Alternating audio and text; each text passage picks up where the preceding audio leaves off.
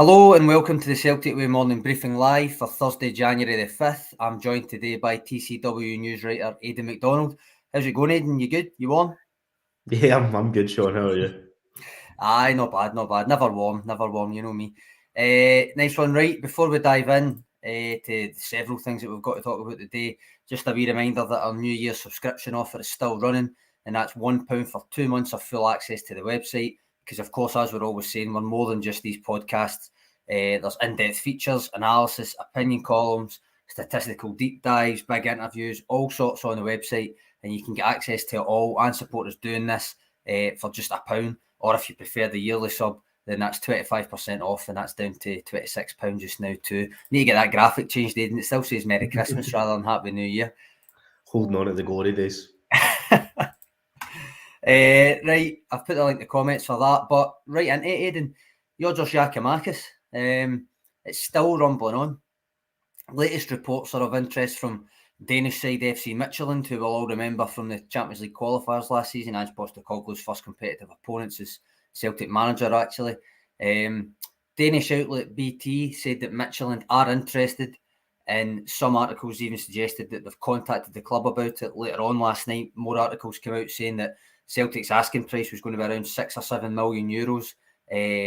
That would be between about 5.3 million and £6 million. Now, first of all, what do you make of that, Aidan? Is that what you'd call a fair valuation for Giakoumakis?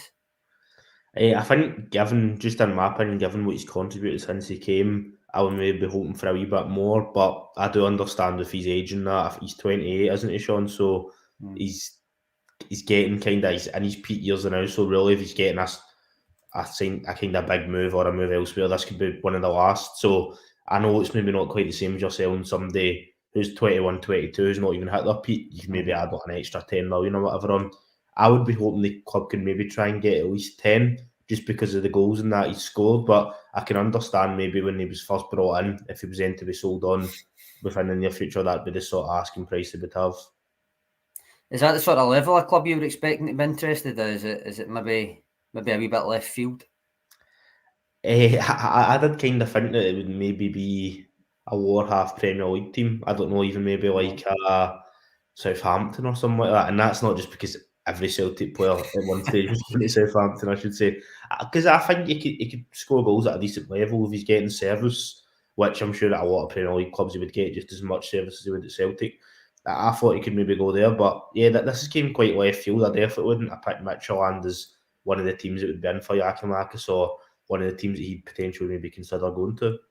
They're a kind of hipster team, FC Midtjylland, aren't they? But as I say, Celtic played them last year. I'd like to see Celtic playing them again, because I think it's one of those where you would see the progress the team has made, because it was literally Ange Postecoglou's first competitive game. Had barely even really got to know the players, all that kind of thing. But it's worth saying, Cut Rock here says it would still be a profit on what Celtic paid themselves for Giakoumakis. It's kind of mixed comments. Ted saying big mistake if Celtic let him go. Clouter saying his goals will be badly missed, but then Carl Maxter comes in saying his goals will only be badly missed if Celtic can't replace them, which I think are all fair comments. What I would point out with the FC Midtjylland interest, and this is more to do with the later reports last night, is if that is Celtic's valuation, it could kind of price them out, because their club record fee is around £4.4 million for both Anders Dreyer from Rubin Kazan, which is another club we're familiar with, and Emiliano Martinez, which is not the goalkeeper that just won the Golden Glove at the World Cup. It's a defensive midfielder from Brazilian side Bragantino. So it would be a new club record if Midtjylland met Celtic's supposed valuation in that regard. And I mean, I don't know how much this really counts for behind the scenes, depending on what personnel are still there, but they have done business together before over Eric Sviatchenko. Yeah, so there is a sort of link there, obviously given the fact Celtic played them at the start of Ange's era as well. In terms of the transfer fee, that would dictate that this sort of asking price for Giakoumakis may be a wee bit above what they'd usually paid, but obviously in that report, I don't want to go too far ahead in case we're going to come on to it, Sean, but it's obviously about they sold a player recently for quite a lot of money, didn't they? So they could have some more funds than they kind of usually would have in previous years. Punch McNugget coming in saying should be asking 10 mil for Giakoumakis. Ozzy said you'd probably take between 6 and 8, and Adrian Scaria saying we'll get about 5 or 6. So it's varied opinions, Aidan. Whenever Giakoumakis' future comes up, I always remember back at the tail end of the summer transfer window when our columnist James Daly wrote a column basically setting out almost a cold-hearted statistical, right?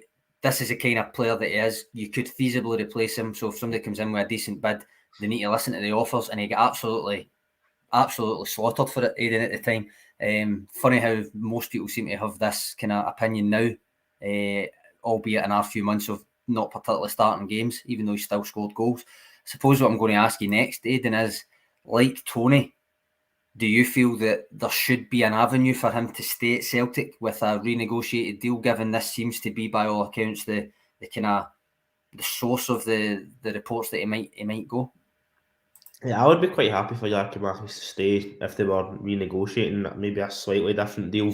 Obviously, we don't know the exact specifics of him, what he's been getting paid, and how much more he would want. It wouldn't be the sort of player that I'd be wanting to give some sort of deal to that completely broke the wage structure. Not that I think Celtic would ever consider doing that, but if they could maybe negotiate and he was getting paid a wee bit more, that would be fine with me. I think he's been a really good contributor.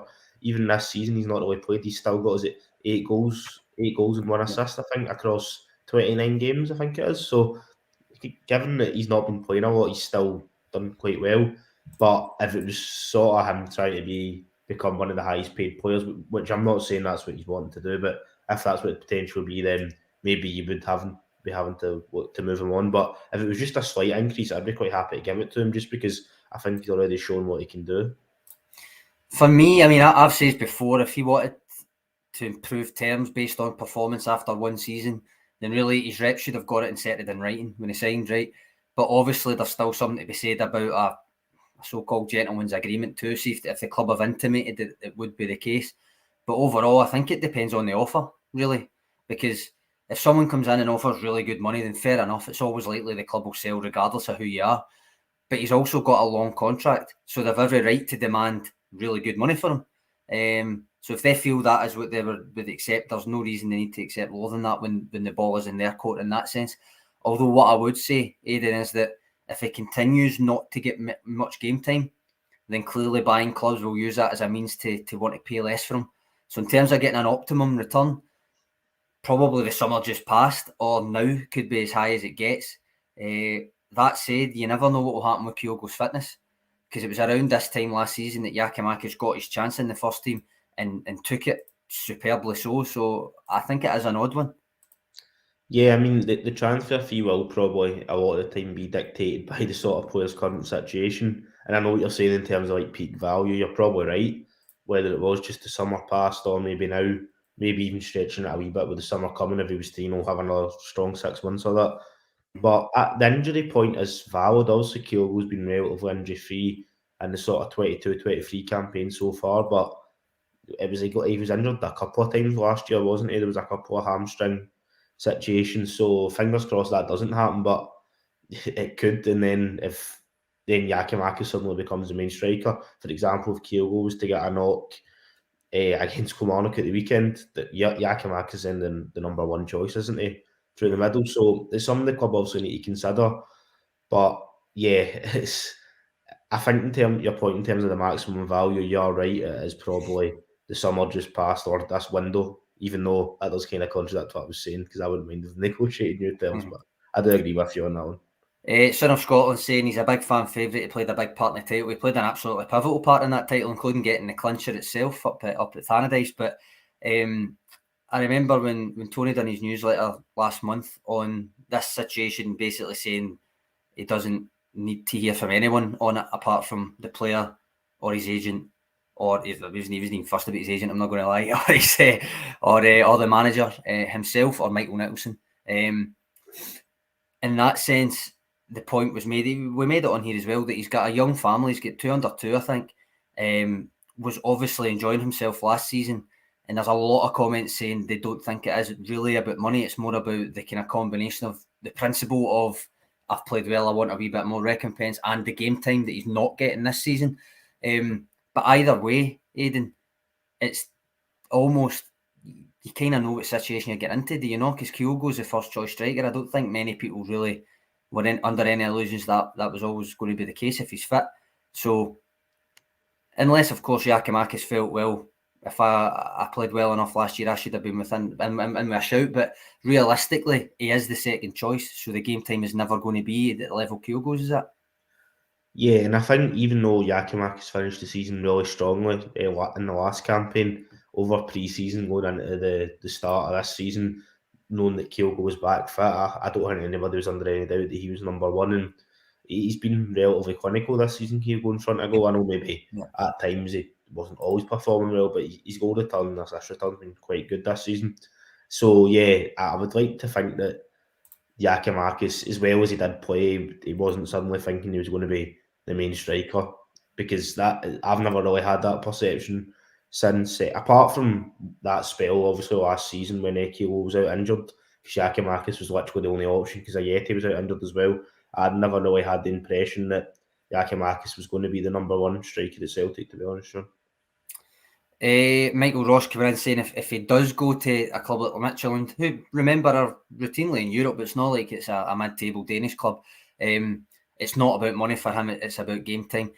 I think that probably depends on the money he's getting offered, but at the same time, I do see where Michael's coming from.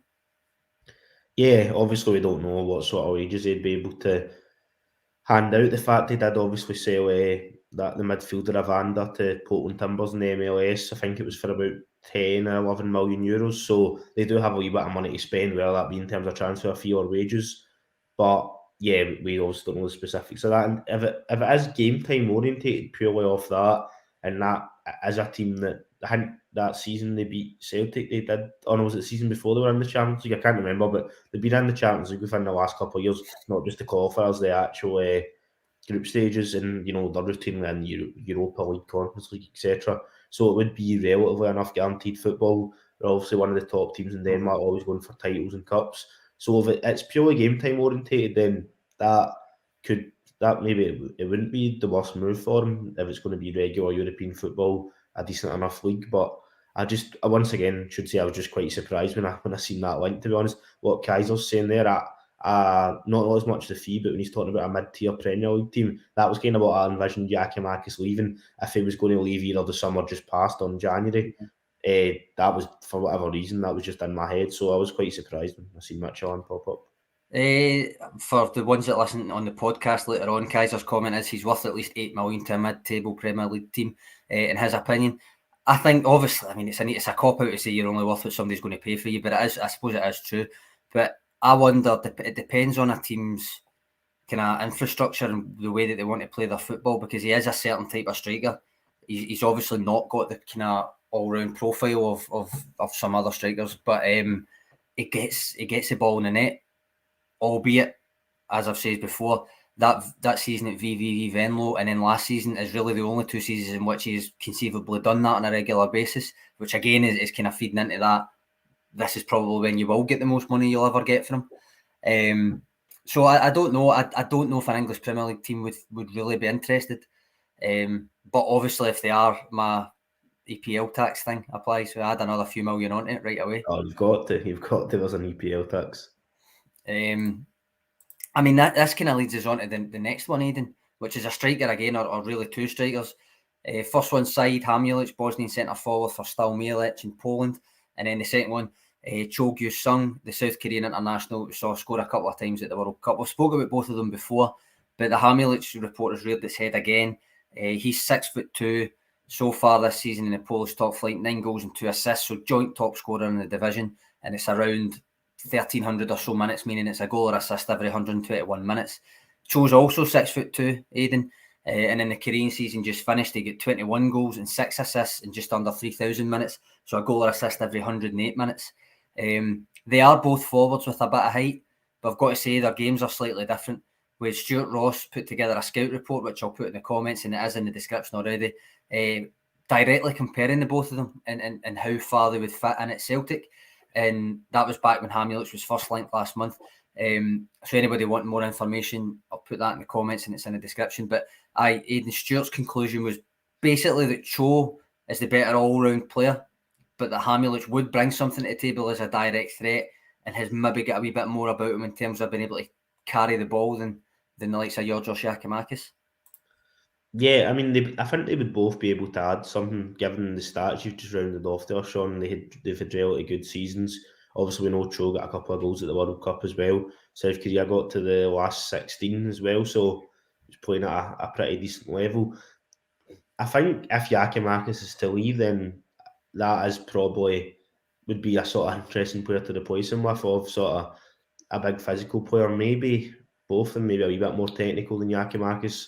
I think we've mentioned before that his goal scoring prowess is very good, but sometimes his build up play, which is getting a bit better, can be leaving a wee bit to be desired. But I think both those players will be exciting, or either one of those players will be exciting signings, I should say. I don't think we're signing both of them, but they both look quite promising. And I know there's been a lot of hype around Cho. That's maybe somebody the fans is more interested in, but I think Saad as well would be a good addition.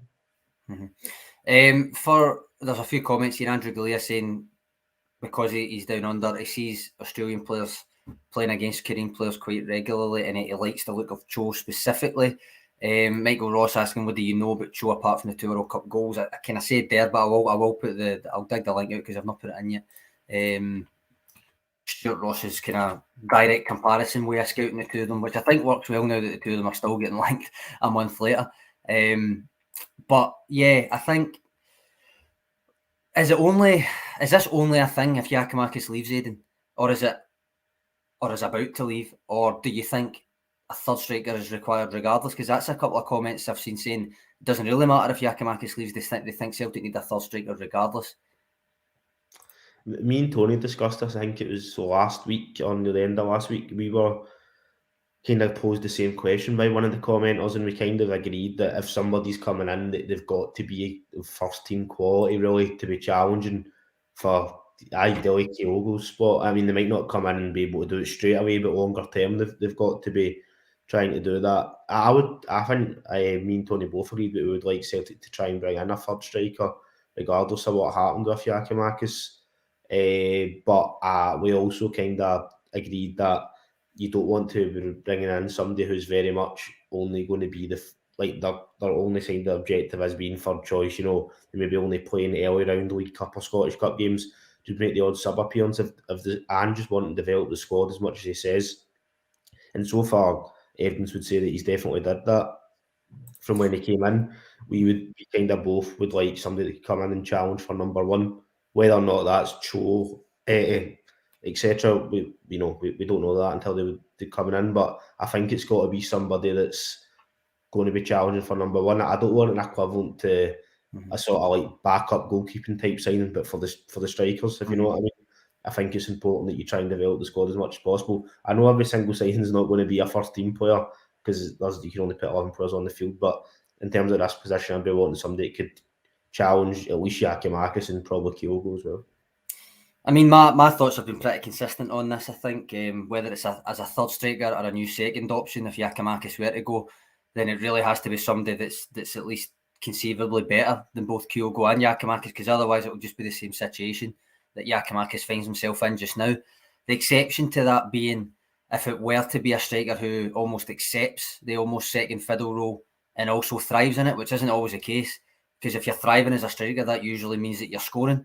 And when you're scoring, you want to and feel that you should start, which is where you end up back at the Giakoumakis situation now. Yeah, it's one of those positions that really you're only going to get the plaudits if you're regularly scoring, whether that's unfair or not. I mean, that's why at times, this season, I think Kyogo has actually did okay, even when he's not scored.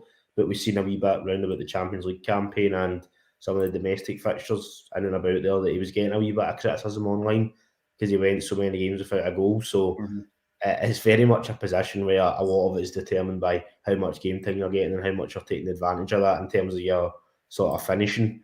So that's when it does become a wee bit difficult. And what you touched on there, but if you bring somebody in, it's kind of just another Giakoumakis situation of them not really playing. It's trying to get a balance, but hopefully that is something that the sort of recruitment team and the managers considered.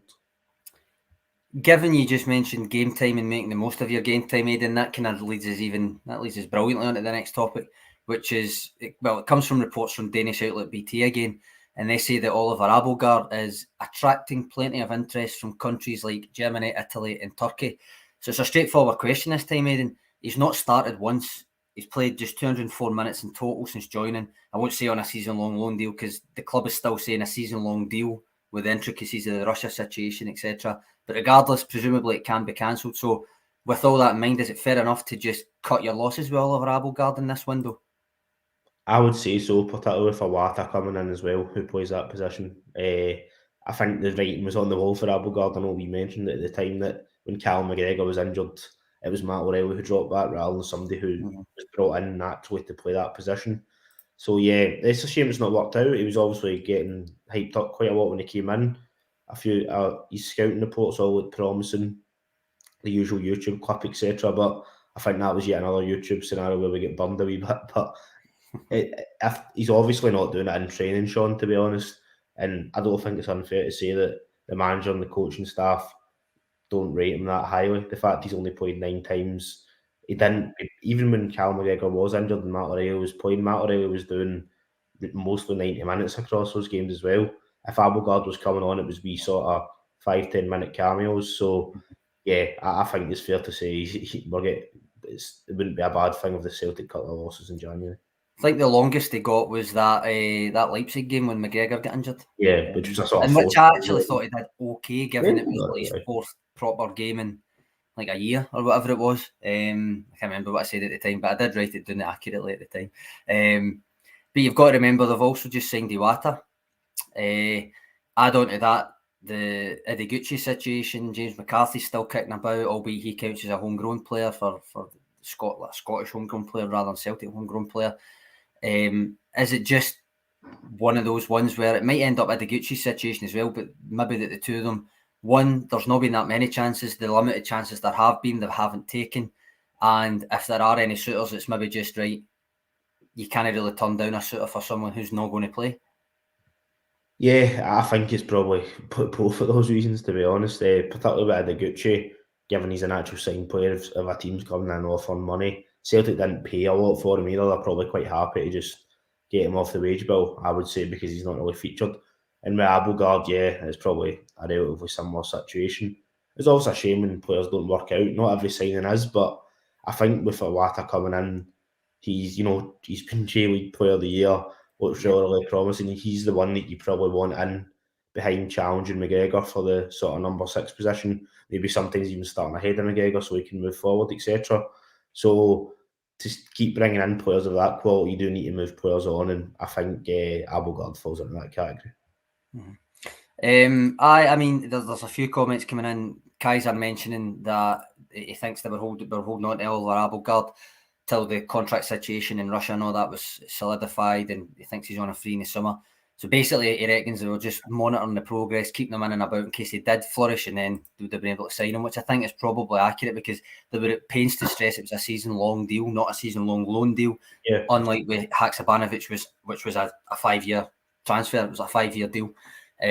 So there was an oddity there that we that was kind of explained by FIFA's announcement on what was happening with Russian clubs and Ukrainian clubs as well. And it was unclear. I think it still is unclear whether you could pre-arrange a purchase option under that new FIFA edict, where it was like you could almost be exempt from your own contract for a year and go somewhere else for a year. So whether that would add a year onto it was kind of unclear. But fundamentally, I don't think it's going to matter because there is almost no chance that comes to any sort of conclusion where Oliver Abildgaard is staying at Celtic anyway, is it? I think it's very unlikely unless there was massive scale injuries in the squad in the next couple of weeks and he suddenly came in and was a revelation.